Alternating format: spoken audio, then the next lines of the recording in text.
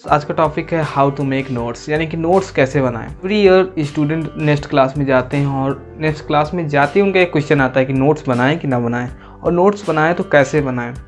और सबसे बड़ा क्वेश्चन उनका यही रहता है कि भाई टॉपर नोट्स कैसे बनाते हैं। और ये क्वेश्चन भी जायज़ है, क्योंकि टॉपर्स लोग जैसे बनाते हैं वैसे आप नहीं बनाते, तभी तो आप टॉपर कितने मार्क्स नहीं ला पा रहे हैं। और ये गलती केवल आप नहीं कर रहे हैं, मैंने भी ये गलती की है, मेरे फ्रेंड्स ने भी एक गलती की है कि वो कभी भी नोट्स नहीं बनाते थे, और नोट्स बनाते थे तो उनमें इतनी गलतियाँ करते थे। जब ये सारी चीज़ें मैंने एनालाइज किया तो मैंने एक फार्मूला निकाला, और फार्मूले को मैंने 4 स्टेप में रखा, और सारे स्टेप को मैंने फॉलो किया। और उसके बाद मैंने जो नोट्स बनाए, उन नोट्स ऐसे वैसे नहीं, बल्कि ऐसे नोट्स होने चाहिए जो कि आपकी मदद करें आपको याद करने में और जल्दी याद करने में। तो मैं आपको अपना वो फार्मूला बताऊं उससे पहले आपसे एक प्रॉमिस चाहूँगा कि आप मेरे वीडियो के नोट्स बनाएंगे और सारे स्टेप लिखकर उनको फॉलो भी करेंगे। तो सबसे पहली बात, मैं इस वीडियो में आपको फार्मूला के 4 स्टेप में रखने वाला हूँ, वो सारे स्टेप आपको फॉलो करना है।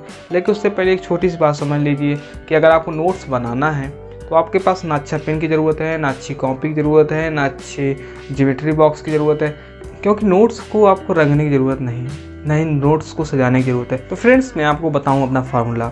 उससे पहले एक बात समझ लीजिए कि मेरे फार्मूला जो स्टेप्स हैं वो बहुत ही इंपॉर्टेंट, लेकिन जो तीसरा स्टेप है उसमें मैंने एक इम्पॉर्टेंट पार्ट कवर किया है इस वीडियो का, तो आप उस स्टेप को ज़रूर ध्यान से लिखिएगा और याद भी कीजिएगा।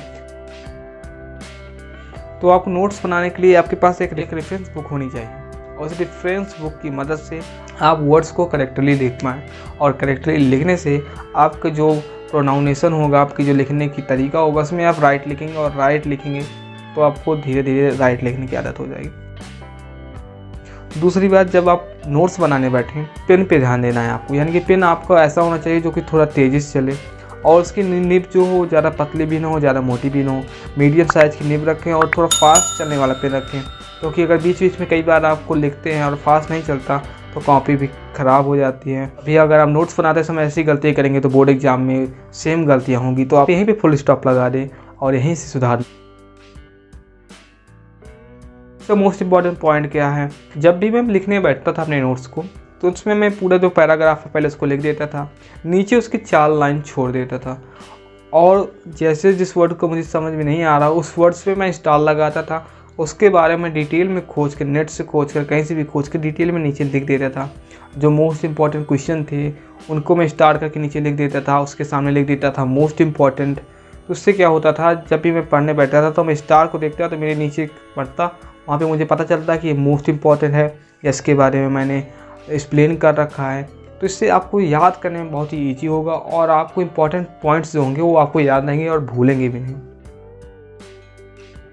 और चौथा पॉइंट जो कि लास्ट पॉइंट है कि नोट्स बनाने से ज़्यादा आपको ध्यान देना चाहिए अपनी स्टडी पर।